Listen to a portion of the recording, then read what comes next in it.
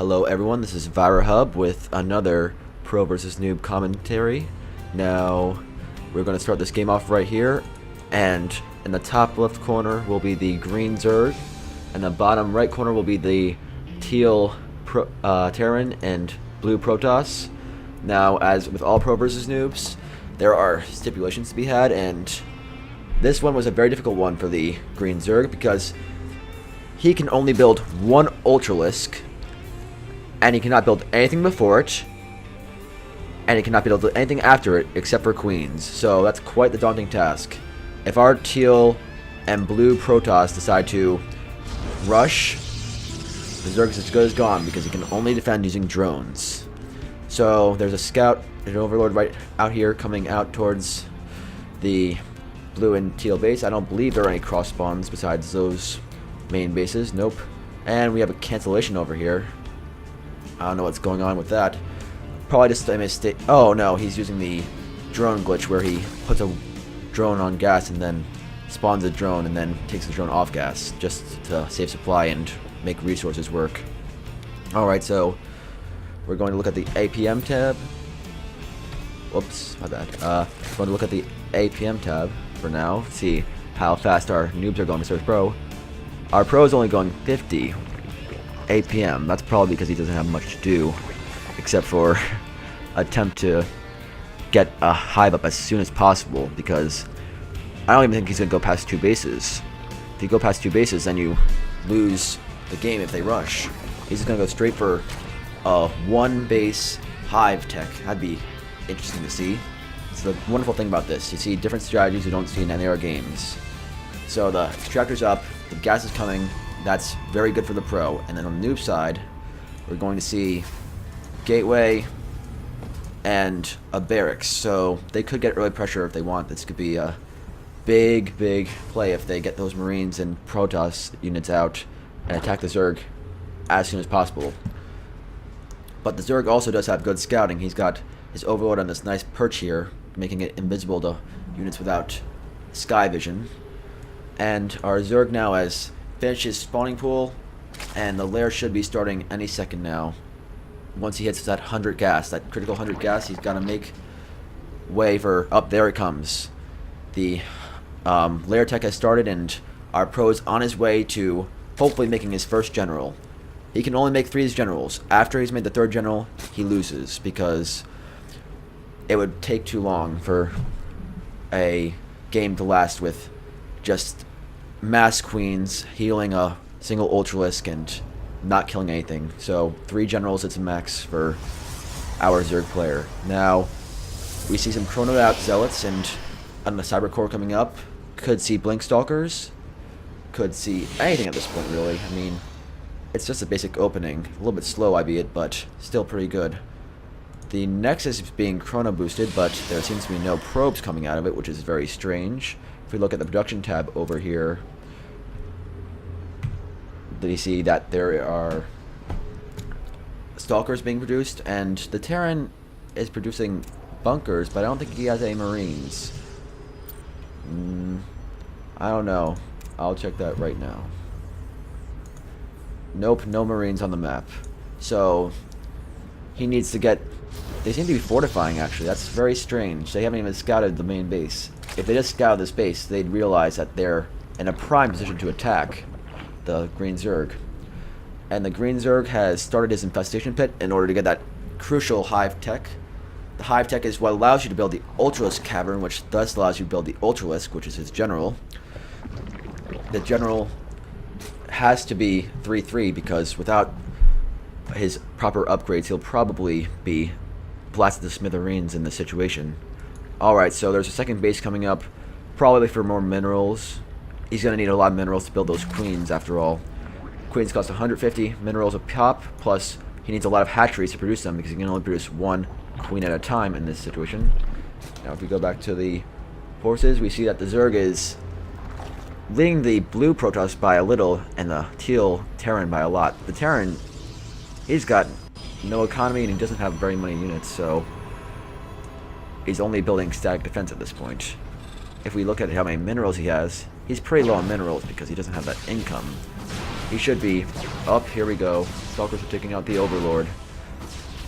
Now, if I were the Green Zerg, I'd be pretty worried at this point because that could mean a move out. If the Stalkers, even 2 Stalkers moved out, that'd be 4 or 5 drones dead, if not more if they were good, well microed. So Zerg's got to be sweating here.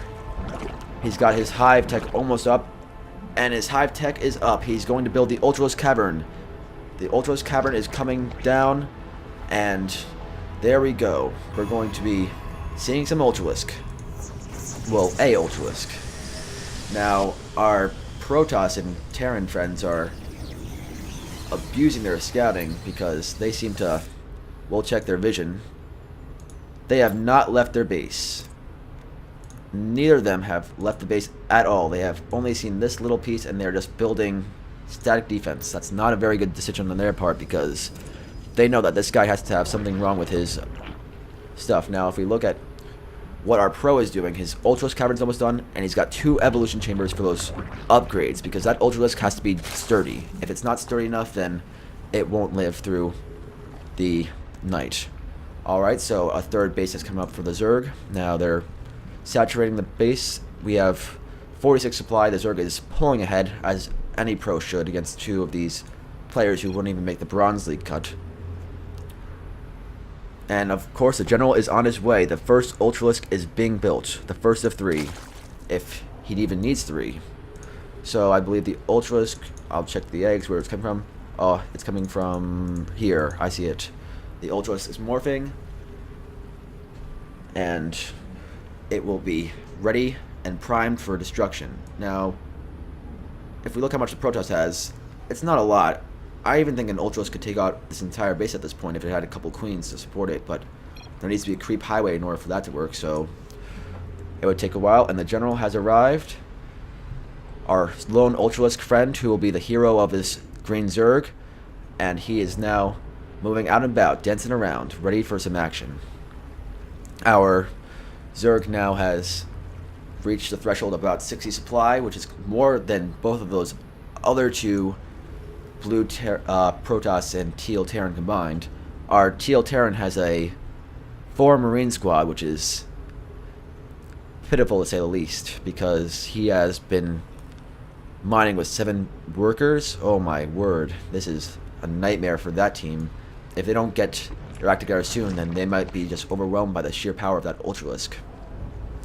The Ultralisk is right over here, and now there are 4 queens. They are now spreading the creep in order to get the creep highway going, which is the quote-unquote road to Rome.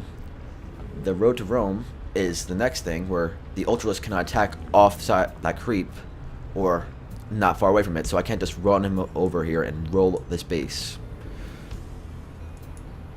Now,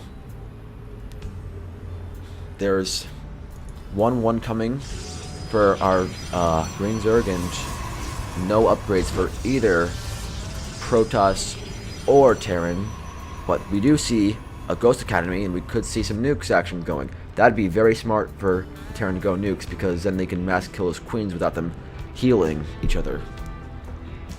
Mass queens can be a devastating thing to any player, because when you mass heal, then you can't really kill much. Their transfuse does a lot of health, 125 life, and the Ultros has a total of 500 life, so only takes 4 transfuses to heal up that Ultros back to full. It'd be an interesting dynamic. So now, if we take a look at the APM tab, our noobs have a combined APM of 23, and our pro has an average of 52. Nothing too impressive from either side, but it is. We'll check the upgrades now. Kindness playing on its way. That gives Ultros an extra 2 armor, so the Ultros will be that much more durable in the fight. And if our Protoss and Terran don't have any upgrades, they won't be able to kill that Ultralisk with that kind of armor. I believe Marines will hardly even do 1 damage to the Ultros per second with that kind of plating if he gets 3-5 armor attack.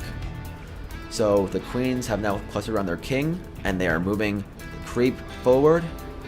If we look at the Terran and Protoss, they've gotten the 3rd base, yes, but they have a measly handful of stalkers, some zealots, those void rays could be a problem, but the queens can probably handle those. Because the queens, unlike the Ultralisk, can attack air. We're looking at a gold base being taken by the Zerg, and it seems like he's moving past to take that 5th base, the critical 5 bases that Zerg needs to thrive on minerals. Even though he can only build 1 Ultralisk, he is not limited in the amount of queens he can build, so having a maximum supply of queens is critical for the situation to be dealt with properly. Now, these bases are not very well saturated. There's still 7 workers on these minerals. That is not the kind of stuff you want from your Terran player, because you want to have that nice clump of bio, the nice ghosts. Like, even if you just got 1 ghost with 1 nuke, that could be critical to the game and push the Zerg back by killing the Ultralisk in 1 hit. Our Protoss here is massing Void Rays, which is a great idea, even though he has no idea what's going on due to his lack of scouting. If we check his vision, he has still not moved outside the base, I believe. That's very true. Why not move outside the base? That's the thing for these new players. They don't realize that sending one of these worthless probes out here and then moving and checking out all this, they could see so much more. They could see this entire creep highway, they could see this entire army, and realize just what they're dealing with. They could then counter it quickly and probably kill this pro with no problem, because he only has 1 measly Ultras to attack the enemies with.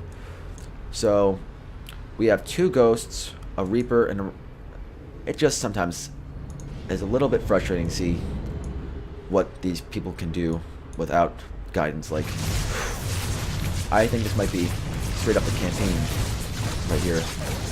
Our creep highway has moved way forward. The road to Rome has extended far past its bounds from back here to over here. This creep spread is moving really fast, and the Ultra should be almost ready to pursue the enemies in just a couple of seconds. But this static defense will have a big part to play, because there are 2 bunkers here and a couple of buildings. The Ultralisk needs a lot of space to path in order to attack all the other units.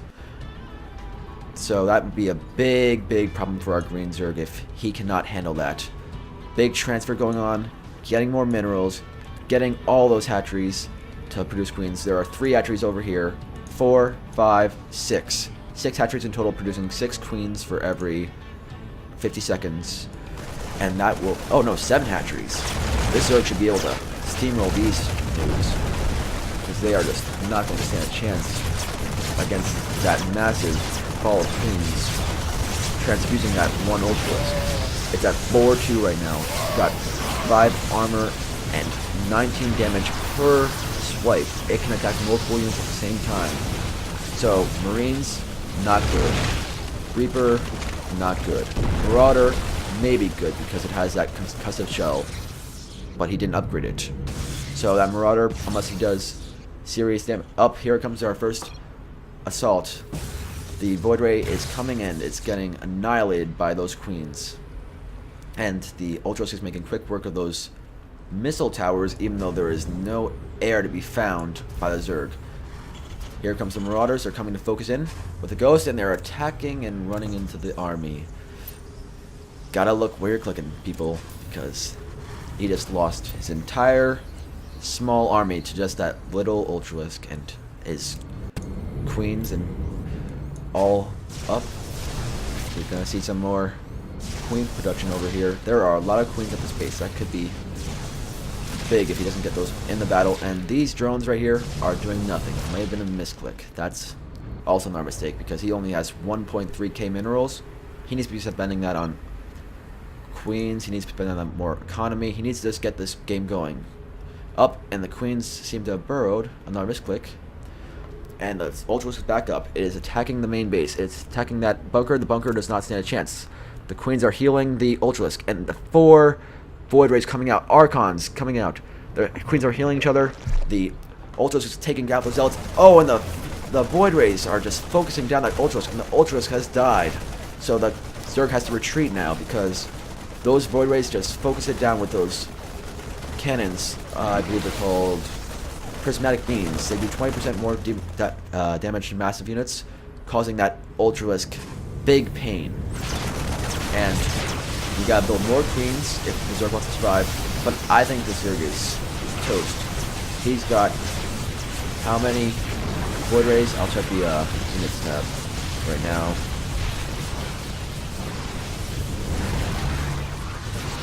Units lost. It's in favor of the Zerg, but he can only produce that 3 Ultralisk combo. Active forces. No, I'm having a little bit of trouble finding it here. I'm new to this menu system. I don't usually commentate StarCraft very often. Alright, so there are 3 Void Rays which do massive damage to Ultralisk, plus 2 Archons, plus 2 Colossi. That's a lot of splash, and that's going to cause both the Queens and their Ultralisk big problems. The Queens have now congregated the center as their new Ultralisk general has arrived. It has to be stated so that the other team knows when the Ultralisk is coming and how. We have a big battle coming up because he only has 2 more attempts to win this game, or else he'll have to give up, surrender, due to the fact that he has to be fair about this and give these 2 a chance to win. So here comes our next general, a fully upgraded Ultralisk 5-3. That armor is gonna do big dividends in this battle, except for the fact that the Void Rays tear apart. That's a big army right there. If they all focus on that Ultralisk is as good as dead. And here it comes. The Ultralisk is attacking and getting healed. The Ultralisk is now, the Zealot's now doing a big block over here. You see, that's what the problem was with the Ultralisk. The Ultralisk is too big to fit in that gap, so right there it just got annihilated by those Protoss forces. And it didn't have enough room to get past into the main meat of the army and kill everything there. So Ultralisk number 2 down. Only 1 left to go before the Zerg has to surrender. So this is the last general. We'll see how the Zerg pulls this off. I don't think he's going to be able to. That's a big clump of T3 Protoss units. Colossi, Void Rays, and a group of Stalkers. All not upgraded. Should be enough just to take out our lonely Ultralisk friend. Now, our Queens have increased to critical mass. It's 156 5 Queens. That's quite a bit. It could be a little bit better, but I was looking for the difference either way. And we're going to see the final battle here. It's going to come up very soon. Either the Protoss manages to lose somehow by not using his Zealots properly to block the entrance. Like, they should get some more static defense here to try to prevent that Ultralisk from getting into the massive Protoss units. Or the Zerg can just get focused down by that Void Ray combination, and the massive Ultralisk doesn't stand a chance against that big clump of Protoss units. In order for us to, and for the Zerg to win, he's going to need to be on his game with these transfuses. And it's pretty hard for someone who's maybe not so experienced at Zerg to win the game using transfuse. Now we're going to attack with... Oh, here it comes. The final battle. It's going to be exciting here. The creep has extended. The Ultralisk is coming in. Nope, the Queens are blocking him. They're getting some initial shots off. They shouldn't be doing that. Oh, nope, now they're retreating. And here it comes. The final battle. The Ultralisk come in. The Queens are coming to transfuse. The Ultralisk is attacking the gateway. That's not where he's supposed to be attacking. Up, it's getting focused down by the Void Rays, and it's dead. There's no chance for that Ultralisk. So this game's over.